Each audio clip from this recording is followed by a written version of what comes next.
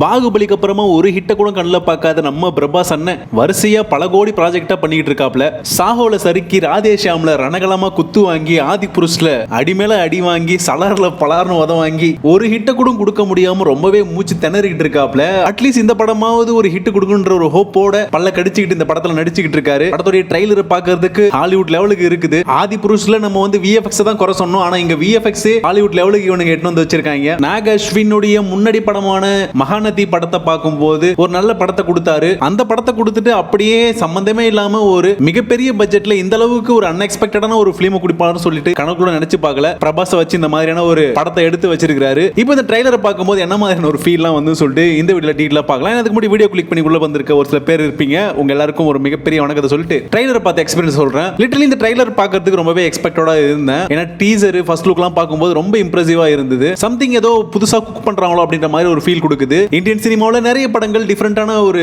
ஜானர்ல எடுத்துட்டு வந்திருக்காங்க. இந்த படமும் அந்த மாதிரியான ஒரு டிஃபரெண்டான ஒரு ஜானர்ல டைம் டிராவல் சம்திங் அந்த மாதிரி ஏதோ ஒரு விஷயத்தை கன்வே பண்ற மாதிரி தான் இருக்குது இந்த ட்ரைலரை பார்க்கும்போது. விஷுவல்ஸ் பார்க்கும்போது ஒரு இன்டர்நேஷனல் குவாலிட்டி நல்லாவே தெரியுது. நல்ல டைம் எடுத்து விஎஃப்எக்ஸ்க்கு டைம் கொடுத்து அவுட் வாங்கியிருக்காங்கன்றது நல்லாவே தெரியுது. இந்தியன் சினிமாவில் இந்த விஎஃப்எக்ஸ்லாம் அரைகுறையா உட்காந்துக்கிட்டு அவசர அவசரமா போட்டு மொக்க பண்ணி வைப்பாங்க. பட் இந்த படத்துல ரொம்பவே நல்லாவே இருக்குது. பிரம்மாஸ்திராவிலையும் நல்ல விஎஃப்எக்ஸ்லாம் பார்த்தோம். அதுக்கப்புறம் ஒரு நல்ல ஒரு குவாலிட்டியான ஒரு விஎஃப்எக்ஸ் இருக்கிறது இந்த படமா தான் எனக்கு தோணுது. அண்ட் ஆல்சோ இந்த படத்துல எக்கச்சக்கமான பெரிய பெரிய ஸ்டார்லாம் அள்ளி போட்டு படத்தை இன்னும் கொஞ்சம் எக்ஸ்பெக்டேஷனை கூட்டி விடுற மாதிரி அமிதாப் பச்சன், கமல்ஹாசன் இப்படின்னு பெரிய பெரிய ஆளெல்லாம் உள்ள தூக்கி போட்டு படத்துடைய ஹைப்பை இன்னும் கொஞ்சம் அதிகமாகவே ஏத்தி இருக்காங்க. ட்ரைலர் பார்க்கும்போது கதையெல்லாம் பெருசா ரொம்ப தெரியற மாதிரி இல்ல. ஓரளா நம்ம இருக்கிற பூமி வந்து அழிஞ்சுக்கிட்டு வந்துகிட்டு இருக்குது போல. காசி தான் ஏதோ கடைசி நகரம் அப்படின்ற மாதிரிலாம் உருட்டிக்கிட்டு இருக்காங்க. சோ அதுக்கப்புறமா இந்த பிரபஞ்சத்தை காப்பாற்றுறதுக்கு யாராவது வருவாங்க அப்படின்ற மாதிரியான ஒரு சுச்சுவேஷன் வருதுன்னு நினைக்கிறேன். அப்பதான் நம்ம பிரபாஸ் பிறகுறாப்ல போல ஏதோ ஒரு பவர் ஒன்று மிஸ் ஆயிருக்கு போல. அந்த பவரை எடுத்துட்டு வரதுக்கு அமிதாப் பச்சனும் ஏதோ உதவி பண்ற மாதிரி தெரியுது. கமல்ஹாசனுடைய லுக் எல்லாம் பார்க்கும்போது ஏதோ வேற்றுகிரக வாசி மாதிரி இருக்காப்ல. சோ அவர் வந்து இந்த படத்துக்கு ஒரு ஆன்டகனிஸ்டா இருக்கிறதுனால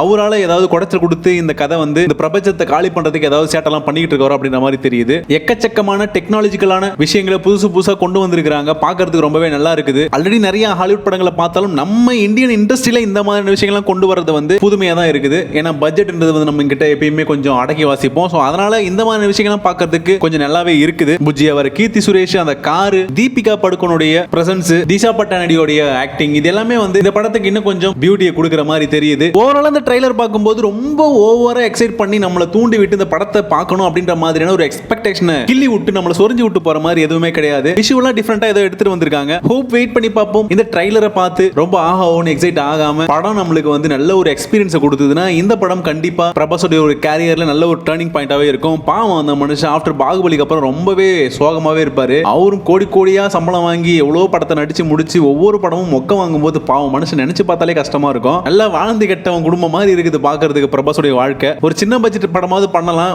பண்ணா பெரிய பட்ஜெட்ல கோடிக்கணக்கில் 500 கோடிக்கு மேல இருக்க பட்ஜெட்ல தான் படம் பண்ணணும்னு சொல்லிட்டு அடம் பிடிச்சிட்டு இருக்காரு போல. அதனாலதான் இப்படி அடி மேல அடி வாங்கிட்டு இருக்காரு. முக்கியமா சந்தோஷ் நாராயணன் இந்த படத்துக்கு மியூசிக் பண்ணிருக்காரு. இந்தியாவில இருந்து இந்த அளவுக்கு ஒரு மிகப்பெரிய பொருட்செலவுல ஒரு படம் வருது. சோ அந்த படத்துக்கு வந்து சந்தோஷ் நாராயணன் மியூசிக் பண்றது வந்து ரொம்பவே பெருமையா இருக்குது. நம்ம கிட்ட இருந்து ஒரு ஆள் அங்க போய் சம்பவம் பண்றாருன்னா ஹாப்பியாவே இருக்குது. பேக்ரவுண்ட் ஸ்கோர்லாம் ரொம்பவே தெரியா இருந்தது. சோ ஹோப் சந்தோஷ் நாராயணுடைய மேஜிக்கும் இந்த படத்துல பார்க்கலாம். நெக்ஸ்ட் லெவலுக்கு போறாரு. ஓவராலாவும் இந்த ட்ரைலர் வந்து ரொம்பவே ஒரு இம்ப்ரெசிவா இருந்தது. ரொம்ப டீடைலா உட்கார்ந்து டீகோட் பண்ணி அது அங்க இருக்குது இது இங்க இருக்குன்னு சொல்ற அளவுக்கு நம்மளுக்கு வந்து பொறுமையும் இல்ல, டைமும் இல்ல. ஒரு எக்ஸ்பீரியன்ஸ் என்ன மாதிரி இருந்தது மட்டும் தான் உங்ககிட்ட ஷேர் பண்ணிக்கிட்டேன். உங்களுக்கு நீங்க கண்டிப்பா பார்த்திருப்பீங்க. அந்த வெண்ணமவனுங்க ஃபர்ஸ்ட் ஹிந்தி ட்ரைலர் ரிலீஸ் பண்ணானுங்க. அப்புறம் தெலுங்குன்னு கடைசியா தான் தமிழ் ட்ரைலர் பண்ணானுங்க. நம்மளுக்கு லாங்குவேஜ் வர ஒன்றும் புரியாது. தமிழ் ட்ரைலர் பார்த்துட்டு தான் என்ன சொல்ல வராங்கன்றதே புரிஞ்சுக்கிட்டோம். நீங்களும் இந்த ட்ரைலரை பார்த்தீங்கன்னா உங்களுக்கு என்ன மாதிரி ஒரு எக்ஸ்பீரியன்ஸ் கொடுத்து சொல்லிட்டு அப்படியே கீழே கமெண்ட்ஸ்ல கமெண்ட் பண்ணுங்க.